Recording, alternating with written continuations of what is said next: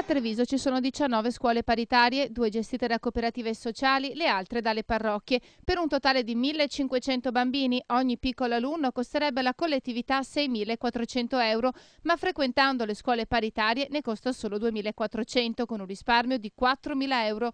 Nonostante questo, i finanziamenti, sempre più esigui, tardano ad arrivare, mettendo in ginocchio queste insostituibili realtà. In questo contesto negativo spunta un benefattore, un privato cittadino che vuole rimanere nell'anonimato e che, toccato dalla questione, decide di anticipare a costo zero alle scuole della città di Treviso i soldi relativi al saldo che la Regione Veneto dovrebbe erogare alle paritarie per l'anno 2009-2010 e che ha perciò consegnato alla diocesi 105.000 euro, versandoli direttamente al vescovo, Monsignor Gianfranco Agostino Gardin, che ha poi suddiviso la somma del benefattore tra le 17 scuole parrocchiali. Gli assegni sono già stati consegnati.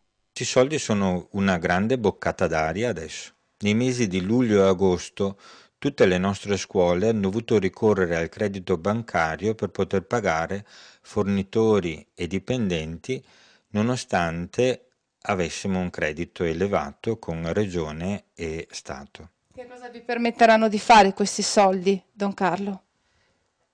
Ad abbassare il credito bancario che abbiamo aperto, a permetterci di poter andare ancora in banca a chiedere soldi, ecco perché cominciamo a restituirli. Quando arriveranno i soldi del saldo della Regione, i 105.000 euro saranno tornati al benefattore che li ha anticipati.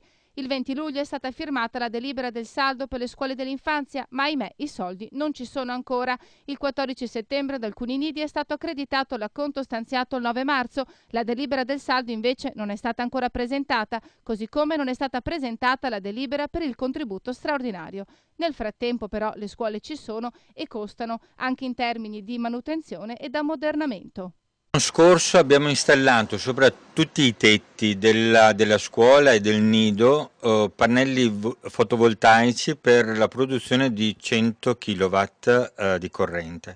Risparmiamo il CO2 dell'inquinamento, produciamo noi l'energia e contribuiamo a mantenere pulito l'ambiente.